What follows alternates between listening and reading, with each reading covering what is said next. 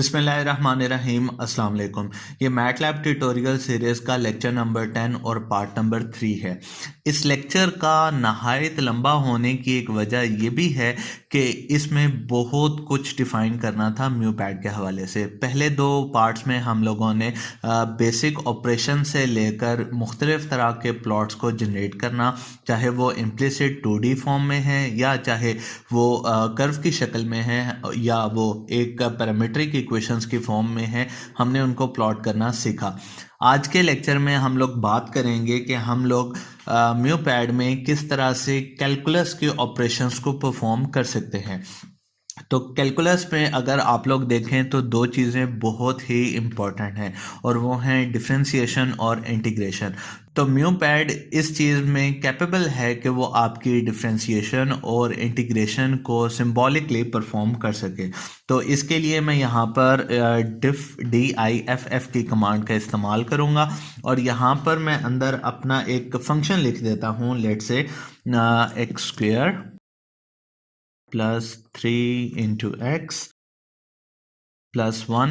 अब चूंकि ये फंक्शन x में डिफाइन है और ये एक पॉलिनोमियल फंक्शन है तो मैं इसको x वेरिएबल है इसका इंडिपेंडेंट, तो मैं इसकी डिफरेंशिएशन देखना चाह रहा हूँ तो मैं एंटर प्रेस करता हूँ तो 2x प्लस 3, तो ये मेरे पास इसकी डिफरेंशिएशन आ गई। इसी तरह से मैं इंट का इस्तेमाल करूँगा तो मैं यहाँ पर इसकी इंटीग्रेशन किसी भी फंक्शन की मैं यहाँ पर देख सकता हूँ। तो e⁻2x का इंटीग्रेशन देखना चाहूँगा और ये भी x में डिफाइन है, सो बेसिकली इसका आंसर भी उसने इस तरह से जनरेट कर दिया e⁻2x divide by 2ln of e। अब हम बात करते हैं कि अगर हमारे पास कोई कॉम्प्लेक्स फंक्शन आ जाए, मिसाल के तौर पर मैं इस फंक्शन को लिख लेता हूँ, ये आ जाएगा मेरे पास let's say ln of x plus exponential of let's say 3 into X और प्लस साइन और इसके अंदर पाई इंटू एक्स। तो इस फंक्शन को मैं इसका डिफरेंशिएशन देखते हैं तो ये आ गया 3e⁻3x plus pi cos pi x plus 1/x। तो म्यूपैड के लिए बिल्कुल डिफ़िकल्टी नहीं है कि वो किसी भी फंक्शन का डिफरेंशिएशन या इंटीग्रेशन सिंबॉलिकली हमारे पास दे दे। अगर हम लोगों ने एक छोटी सी गलती की है और वो ये है कि जब हम लोगों ने इंटीग्रेशन परफॉर्म किया सेकंड एग्जांपल में, वहाँ पर हमने ई पावर यूज़ किया था। अगर हम इसको EXP लिखते हैं तो ये मेरे ख्याल में आपको आंसर से ही जनरेट करेगा। तो ये इस तरह से e⁻2x/2 जैसे कि हम लोगों ने पहले लिखा था वो e को एज अ इंडिपेंडेंट वेरिएबल ले रहा था, ठीक है, तो वो आंसर इसका सही नहीं था। तो मैं इसको यहाँ पर EXP की कमांड यूज़ की इंटू 2x, तो उसने इसका आंसर सही से जनरेट किया। अब हम बात करते हैं कि अगर मुझे किसी फंक्शन में आने वाले अगर डिफरेंट वेरिएबल्स हैं और मुझे पार्शियल डेरिवेटिव्स लेने हैं तो मैं उसके लिए क्या करूँगा। तो सबसे पहले मैं एक फंक्शन को डिफ़ाइन कर लेता हूँ और वो हम लोग कॉलन और इक्वल करके लिखा करते हैं। उसके लिए मैं यहाँ पर x और स्क्वायर करता हूँ और प्लस y। एग्ज़ाम्पल में मैं छोटे फंक्शन या आसान फंक्शंस क्यों लेता हूँ ताकि लेक्चर लेंथी ना हो और हम लोग आसानी के साथ मुख्तलिफ़ चीज़ों को परफॉर्म कर सकें। म्यूपैड में या मैटलैब एनवायरनमेंट में हमारा मकसद कमांड्स या इस तरह से चीज़ों से फेमिलियर होना है, ना कि कॉम्प्लेक्स फंक्शंस को लेकर अपनी डिफ़िकल्टी में इजाफा करना है। अगर आपको कॉम्प्लेक्स फंक्शंस के साथ डील करना है तो आप मुझसे पर्सनली मेरे फेसबुक पेज के ऊपर भी रब्ता कर सकते हैं। तो मैं यहाँ पर लेट्स से और यहाँ पर मैं लिख लेता हूँ z² और यहाँ पर पावर कर लेते हैं लेट्स से 1/3, ठीक है, और यहाँ पे मुझे प्लस लिखना है।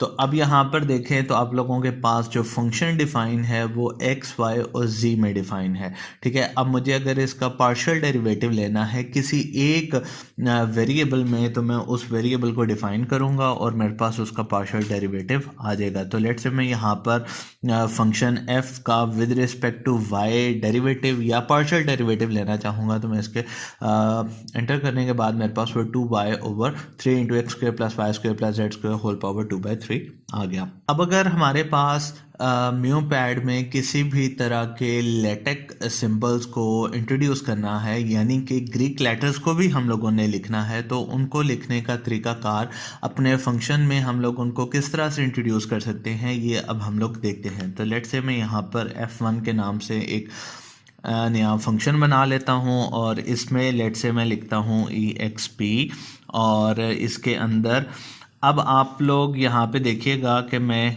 किन सिंबल्स को इस्तेमाल करते हुए ग्रीक लेटर जनरेट करूँगा। एक तो तरीक़ाकार ये है जो कि आप लोगों के पास कमांड विंडो में आपको नज़र आ रहा है। यहाँ पर बिल्कुल आखिरी लाइन में आप लोगों के पास ग्रीक सिंबल मौजूद है, या तो आप इनका इस्तेमाल यहाँ से डायरेक्टली कर सकते हैं या आप इनकी कमांड को भी इस्तेमाल कर सकते हैं। तो मैं यहाँ पर कीबोर्ड से इस कमांड को टाइप कर लेता हूँ। तो यहाँ पर मैं लिखूँगा एंड सिंबल के साथ में यहाँ पे लिख लेता हूँ सिग्मा और साथ में सेमीकोलन। ये यहाँ पर इस तरह से ग्रीक सिंबल सिग्मा मेरे पास डिस्प्ले हो जाएगा और इसका मैं स्क्वायर करना चाहूँगा, तो मैं इसको यहाँ पर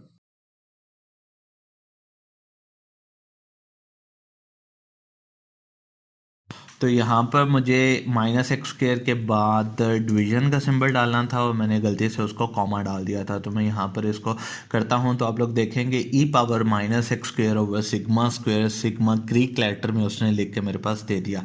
अब मैं इसके इंटीग्रेशन करना चाहता हूँ और विद रिस्पेक्ट टू x करना चाहता हूँ, लेकिन इस फंक्शन को अब मैं डेफिनेट इंटेग्रल के तौर पर कैलकुलेट करना चाहूँगा। तो मैं यहाँ पर लिख लेता हूँ f1 और x की अब मैं रेंज दे देता हूँ और वो है माइनस इन्फिनिटी टू इन्फिनिटी। हमारे पास इसकी डेफिनेट इंटीग्रल आ जाएगा -∞ to infinity with special cases. तो ये हमारे पास इस तरह से आप इसको इंटीग्रेट कर सकते हैं अपने किसी भी फंक्शन को लेकर और उसमें किसी भी तरह के ग्रीक सिंबल्स को इंट्रोड्यूस करके। अब हम बात करते हैं कि अगर हमारे पास फंक्शन आ जाए और उसमें हम लोगों ने डिफ़ाइन करना है, लेट से मैं एक आसान सा फंक्शन ले लेता हूँ, मिसाल के तौर पर ट्रिग्नोमेट्रिक फंक्शन ले लेता हूँ और हम उसे इंटीग्रेट करना चाहेंगे लेट से 0 से लेकर π/2 तक। तो इसके लिए मैं इसको सबसे पहले फंक्शन डिफ़ाइन कर लेता हूँ f2 में और इसको मैं यूँ लिखूँगा sine of cos of let's say x लिख लेते हैं और इसको मैं एंटर करता हूँ। इसके बाद मैं इसकी इंटीग्रेशन परफॉर्म कर लेता हूँ और इंटीग्रेशन के लिए मैं यहाँ पर फर्स्ट पैरामीटर में f2 जो कि फंक्शन है, उसके बाद x और x की रेंज दे देता हूँ लेट से 0 और π/2। तो इस तरह से अगर मैं इसको करता हूँ तो मेरे पास इसका इंटीग्रेशन इस तरह से आ गया। लेकिन अगर आप इस इंटीग्रेशन से सेटिस्फाइड नहीं हैं और आप इसकी कोई न्यूमेरिकल वैल्यू भी देखना चाहते हैं तो आप लोग फ्लोट की कमांड का इस्तेमाल कर सकते हैं। तो फ्लोट की कमांड और प्रीवियस जो हम लोगों ने फंक्शन कैलकुलेट किया था उसके लिए परसेंटेज सिंबल, तो यहाँ पर मैं देख सकता हूँ कि 0.8932 इस इंटीग्रेशन की न्यूमेरिकल वैल्यू है। इसी तरह से हम लोग लिमिट्स का इस्तेमाल भी कर सकते हैं। तो मेरे पास यहाँ पर लिमिट की कमांड है LIMIT और एक बहुत वेल नोन फंक्शन है sin x/x। तो मैं यहाँ पर उसका इस्तेमाल करता हूँ sin x/x और हम इसको देख लेते हैं कि when x is equal to 0 तो इसकी लिमिट क्या होगी, दैट इज़ 1, जो कि हम लोग सैंडविच थ्योरम के नाम से भी इस चीज़ को याद रखते हैं। इसके बाद कैलकुलस में आने वाली एक बहुत ही इम्पॉर्टेंट हमारे पास जो फंक्शंस हैं, बेसिकली सीरीज़ सॉल्यूशन, जिसके लिए हम टेलर मैकलॉरिन सीरीज़ को यूज़ करते हैं। तो टेलर सीरीज़ को अगर हम लोग किसी भी फंक्शन के लिए जनरेट करना चाहें तो हम लोग टेलर की कमांड का इस्तेमाल करेंगे। तो टेलर, और इसके आगे मैं लिख लेता हूँ EXP ऑफ x, और इसके लिए मैं यहाँ पर x चूँकि इसका इंडिपेंडेंट वेरिएबल है तो इसने ऑर्डर 6 का मेरे पास टेलर सीरीज जनरेट कर दिया। लेकिन मेरे पास यहाँ पर इंडिपेंडेंसी है कि मैं नंबर ऑफ टर्म्स डिफ़ाइन कर सकता हूँ कि मुझे इस टेलर सीरीज़ में कितनी टर्म्स चाहिए। तो मैं इसी को लेट से अमेंड कर लेता हूँ। तो मैं यहाँ पर x जो मेरे पास पैरामीटर था, यहाँ पर मैं इसको लेट से लिख देता हूँ 0 अप टू 10। तो अब मेरे पास ये 10th ऑर्डर तक मेरे पास टेलर सीरीज़ को जनरेट करेगा। इसी तरह से मैं यहाँ पर मुख्तलिफ़ तरह के जो वेल नोन फंक्शन हैं, like sine, like cos, ln of x, और इस तरह के बेतहाशा फंक्शन रहते हैं जिनकी मैं टेलर सीरीज़ को यहाँ से फाइंड आउट कर सकता हूँ। तो मैं यहाँ पर टेलर और let's say cause of x, और इसको मैं 16 ऑर्डर तक फाइंड आउट कर लेता हूँ। तो मेरे पास यहाँ पर आ जाएगा कॉज की टेलर सीरीज़, और आप लोग देख सकते हैं कि इसका जो आखिरी ऑर्डर जहाँ पर इसने टर्मिनेट किया है वो बेसिकली 16 ऑर्डर है। इसके बाद हम लोग बात करते हैं कि जब हमारे पास किसी भी फंक्शन को लेकर मैक्सिमा या मिनिमा फाइंड करना हो तो हम लोग क्या करते हैं। तो अगर आप लोग कैलकुलस के हवाले से बात करें तो मैक्सिमा और मिनिमा को फाइंड करने के लिए हम लोग डेरिवेटिव टेस्ट का इस्तेमाल करते हैं। तो यहाँ पर भी हम लोग सिमिलरली वैसे ही काम करेंगे। तो यहाँ पर मैं एक फंक्शन f3 के नाम से इंट्रोड्यूस कर लेता हूँ, और यहाँ पे मैं लिख लेता हूँ x क्यूब, और इसको मैं ब्रेसेस में कर देता हूँ ताकि मेरे पास लिखने में आसानी हो जाए। और यहाँ पर EXP, और साथ में मैं लिख लेता हूँ -2 इंटू x। तो इस फंक्शन को डिफ़ाइन करने के बाद अब मैं यहाँ पर लेट से एक वेरिएबल डिफ़ाइन कर लेता हूँ x एट मैक्स, ठीक है, यानी कि इसके मैक्सिमम वैल्यू क्या होगी।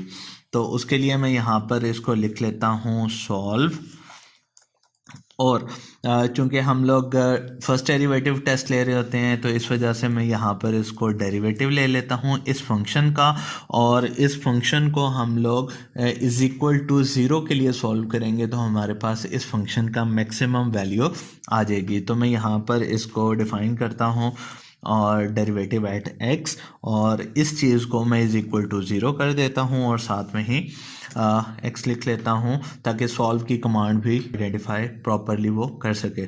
तो अब उसने मेरे पास यहाँ पर बता दिया कि ये वाला फंक्शन 2 पॉइंट्स के ऊपर मैक्सिमम वैल्यूज़ रखता है 0 और 3/2।